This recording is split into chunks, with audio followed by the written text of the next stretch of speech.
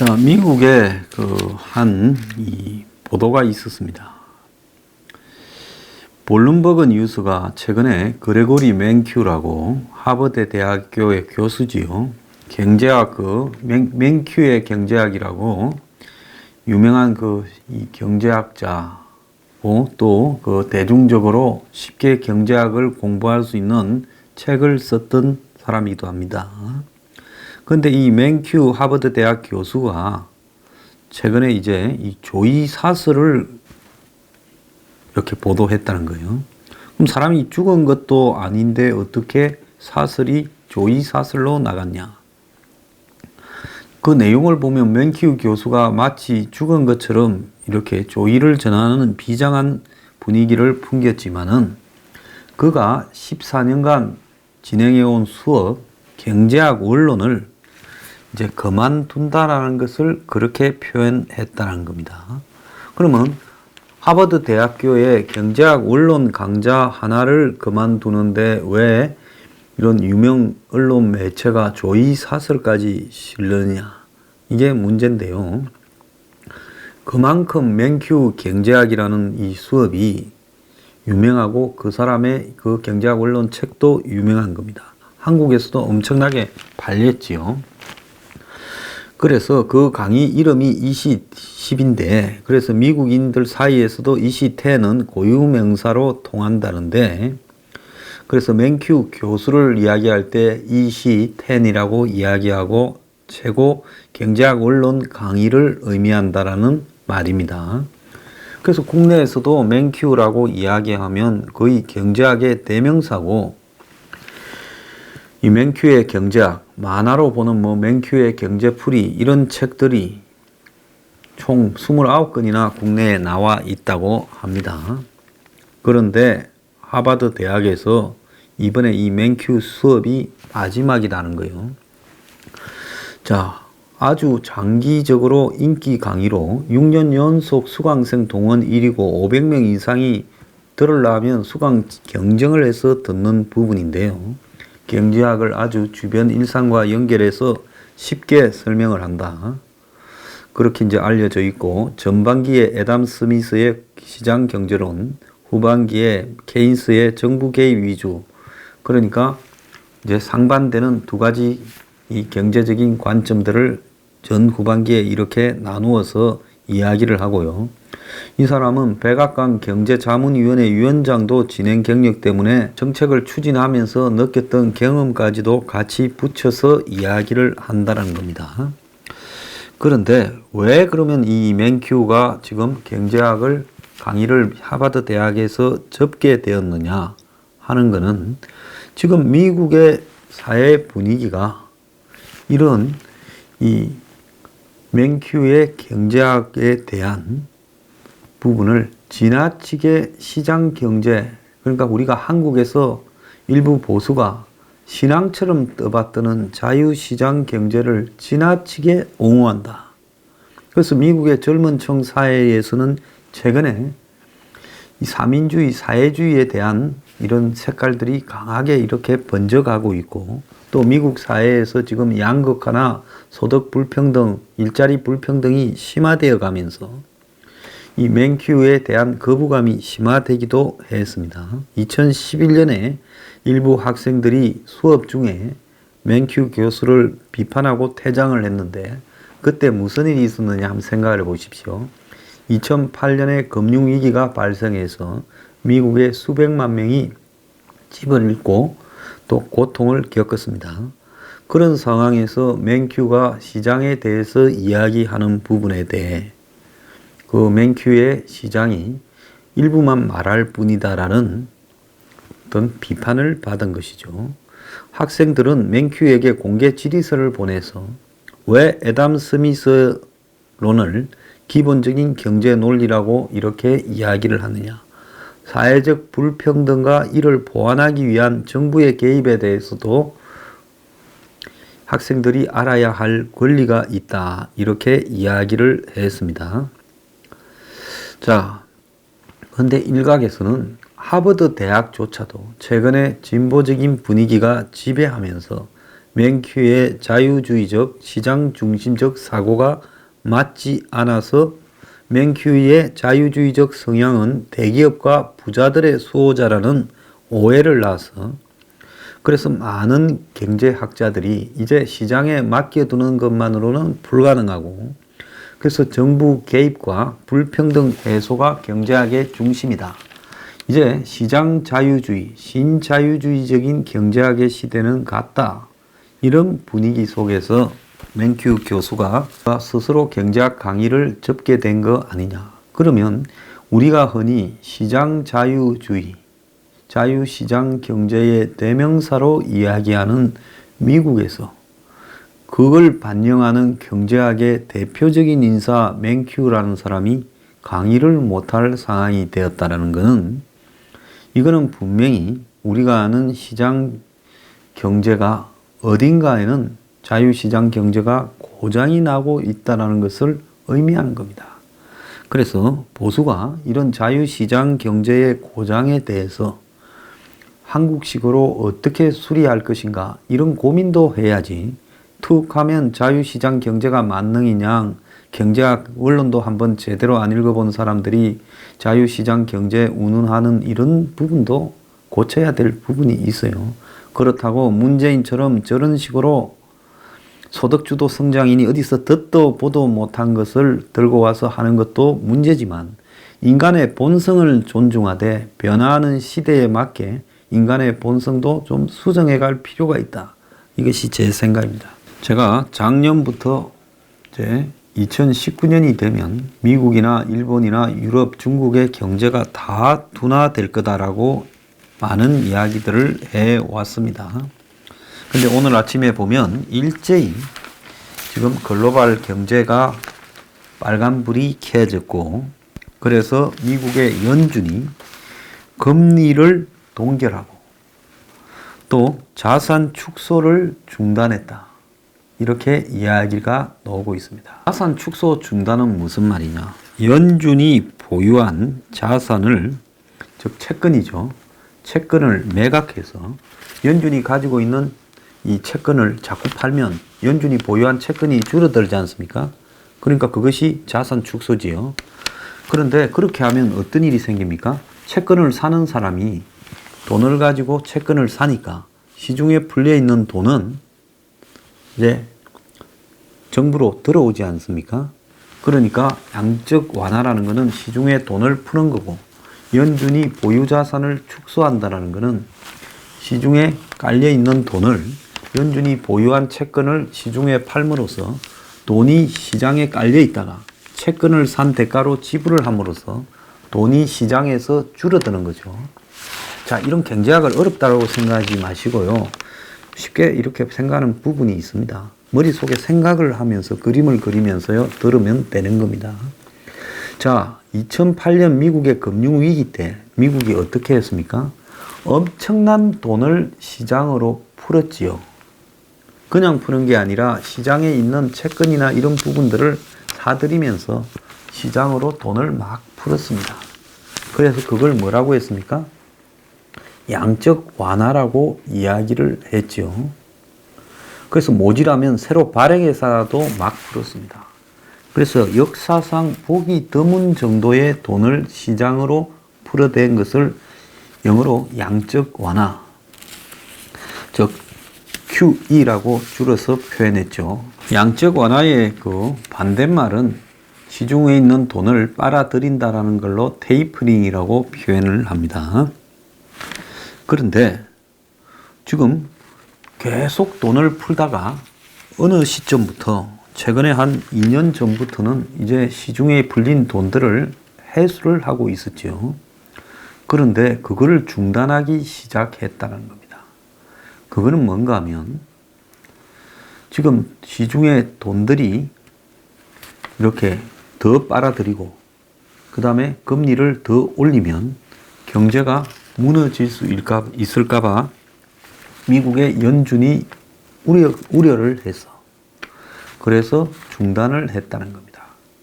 그러니까 2008년 금융위기 이후에 돈을 풀어서 경제가 좀 호황이 됐습니다. 트럼프가 당선되고 한 1년 정도까지는 그 호황이 지속될 것처럼 그렇게 봤지요. 그런데 이제 작년부터 연준이 집중적으로 금리를 올리면서 시중에 있는 돈을 갖다가 이렇게 빨아들이기 시작했죠. 왜 그런가 하면 지금 그걸 안 해놓으면 나중에 경제가 나빠졌을 때 금리가 낮아 있으면 더 이상 쓸 수단이 없다는 거죠. 금리를 높여놔야 금리를 낮추고 또 시중에 돈을 빨아들여놔야 나중에 돈을 풀어서 경제를 이렇게 활성화시키기 위한 조치를 취할 수 있지만은 경제가 좀 회복됐는데도 금리를 낮게 유지하고 시중에 있는 돈을 회복 안 해놓으면 회수를 안 해놓으면 나중에 경제가 나빴을 때는 더 이상 쓸 수 있는 양적 수단이 없는 겁니다. 그렇기 때문에 그렇게 했는데 미국의 연방준비제도가 FRB가 이렇게 금리 올리는 걸 스톱하고 시중에 있는 돈을 회수하는 것을 스톱한 이유는 그만큼 미국의 경제나 유럽, 중국, 일본 등의 세계 경제가 둔화되어 가면서 좋지 않은 상황으로 가고 있다는 겁니다. 자, 여기에 지금 영국이 브렉시트를 이렇게 하니 많이 하면서 지금 영국 경제도 굉장히 어려워져서 영국도 지금 금리 동결을 했습니다. 미국은 3% 성장률 운운하더니만 올해 성장률을 2.3에서 2.1로 낮췄습니다. 그러니까 학자들이 흔히 잘못 인용하는 게 미국의 성장이 한국 성장보다 높다. 보수 일각에서도 그런 말을 하는데요. 그거 좀 신중하게 써야 돼요. 미국이 2.1이면 한국은 올해 어쨌든 2.1보다는 높다고 우길 겁니다. 그래서 세계 경제가 이런 식으로 나빠지면 국내 경제에도 빨간불이 켜지지 않겠느냐. 당연히 세계 경제가 둔화되면 한국이 수출하는 물품들이 잘 안 돌아가게 되죠. 자, 한국이 그래서 지금 급격하게 수출 둔화가 진행되고 있을 거라고 보입니다. 당장 제가 전번에 소개드린 3월 1일부터 3월 20일 사이에 수출 실적이 반도체가 20%, 석유화학 제품이 40%가 줄었다 하지 않습니까? 전년도 같은 기간에 비해서요. 이거는 뭐 엄청나게 줄어드는 건데 3월 20일께, 3월 말께까지 해서 3월 달 총계를 내면 1년 전에 2018년 3월 달에 비해서 얼마나 줄어들고 또 전달인 2월 달에 비해서 얼마나 줄어들었는가가 나올 거라고 봅니다. 한국의 수출은 감소가 안 되는데 지난해 12일부터 2월부터 4개월 연속 수출 감소가 거의 확정적이라는 거예요. 어제 관세청에 따르면 이제 나옵니다. 1일부터 3월 1일부터 20일간의 수출이 280억 4천만 달러로 1년 전보다 4.9%나 감소했다고 해요. 자, 2월 달에 설이 있어서 조업 일수를 고려한 일평균 수출액도 19억 3천만 달러로 4.9% 줄었다는 겁니다. 그러니까 약 5%가량의 수출이 1년 전보다 줄었고 그걸 매일 단위로 따져도 똑같은 양이 줄었다는 겁니다. 지난번에 10일까지 20%가 줄었다 했는데 20일까지 해보니까 25%가 줄었다는 거예요. 그래서 지금 반도체 수출이 급락해가고 있다. 그러면 반도체가 한국 수출의 핵심이고 전체 수출액의 상당한 부분을 장악하고 있는데 반도체가 나빠지면 전체 수치에 매우 큰 악영향이 발생할 거다. 지금 반도체 때문에 생겼던 착시 현상이 반도체가 나빠지면 현실화되어서 우리가 보게 될 거다. 지금 그렇게 지금 이야기가 나오고 있습니다. 그다음에 조선일보에 보면요. 최저임금이 부른 12월의 눈물이라고 작년 연말에 16만 명이 한꺼번에 일자리에서 쫓겨났다는 겁니다. 그 중에 강제 퇴직이 35%가 늘었다는 거예요. 자, 올해 1월 1일부터 또 최저임금이 인상되니까 2차 인상 쇼크를 감당하지 못해서 그 전에 내보내거나 자영업자들이 막 폐업을 했다는 겁니다. 그래서 주인이 일하던 알바생이나 이런 사람들을 좀 나가줬으면 좋겠다. 장사가 안 되고 최저임금이 오르고 도저히 이거 가게를 꾸려갈 수가 없다. 그래서 일하는 사람들은 다 내보내고 내가 일하겠다. 이렇게 말을 한다라는 겁니다. 자, 작은 중소기업에서도 지금 직원들을 작년 연말에 막 내보냈는데 인건비 부담이 커지는 상황에서 계속 그 오른 수준의 인건비를 주고 일감은 줄어드는데 감당을 할 수 없다. 이렇게 해서 내보낸다는 거예요.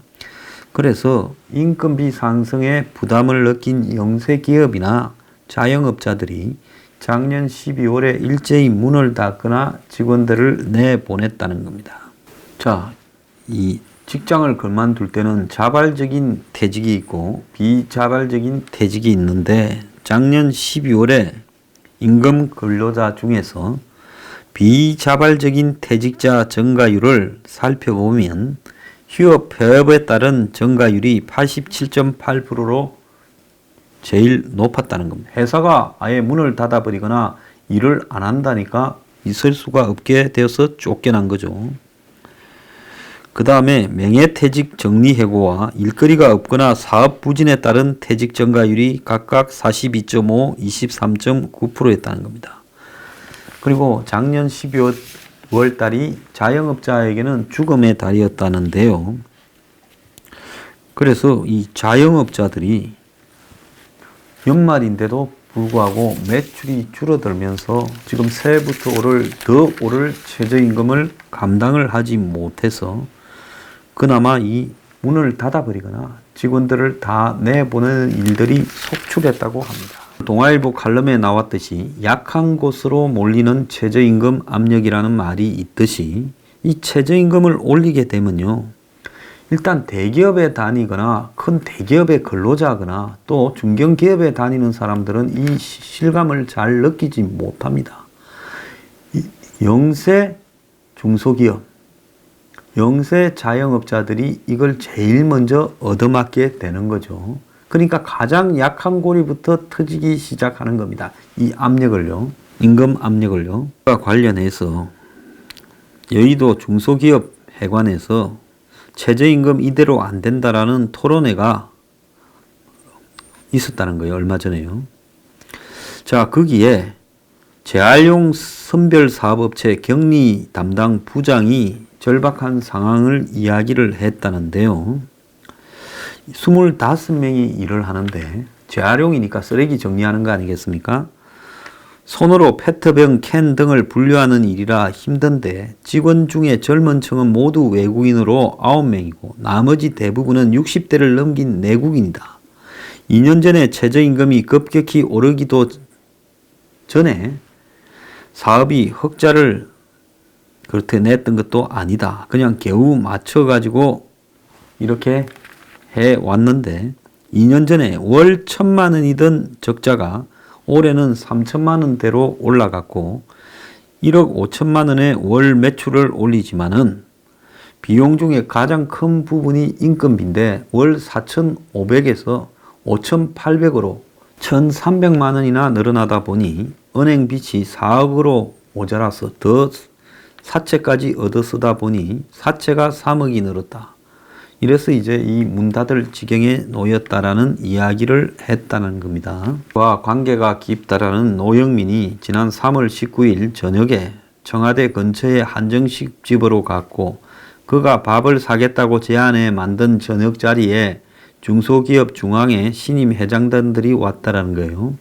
한우, 불고기, 전복, 와인을 곁들인 식사를 노영민 비서실장과 정태호 대통령 일자리 수석이 이렇게 베풀면서 부탁한 말이 중소기업이 일자리를 좀 늘려달라 했다라는 거예요. 그런데 막상 중소기업의 제일 하층에 있는 실정은 이 지경이고 이런 것들이 점점 위로 확산되어 가고 있다는 겁니다.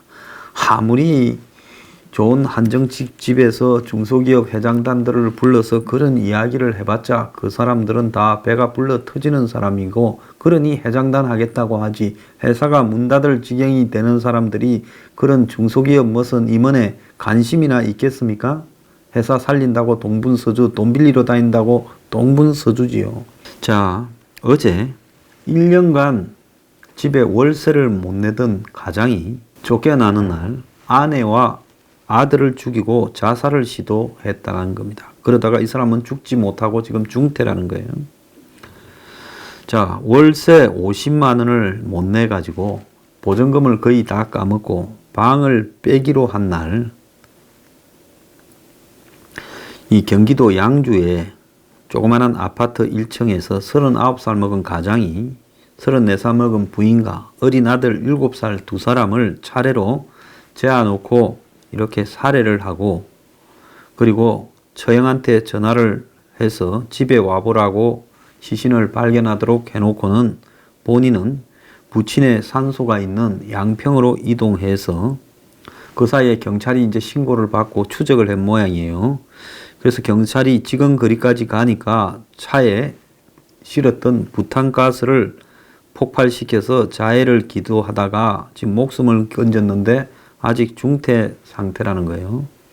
이렇게 부인과 자식을 살해하고 자신도 부친 묘소 앞에 가서 죽으려고 했던 이유가 경제난 때문이었는데, 이날이 이제 살던 집에서 나가야 되는 날이었다는 거예요. 보증금 1,000만 원에 월세 50만 원을 내고 살았는데 월세를 내지 못해서 보증금이 이제 깎였고 1,000만 원이던 보증금이 400만 원만 남다 보니까 주인이 이제 1년 동안 월세를 못 낸 사람을 내보낼라 했다는 거예요.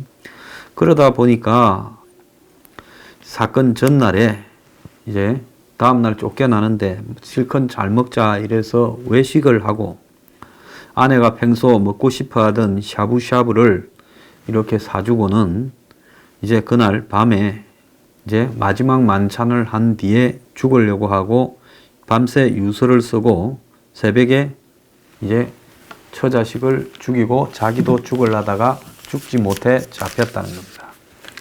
자, 이게 지금 우리 사회의 제일 말단에서 벌어지고 있는 일의 진실입니다.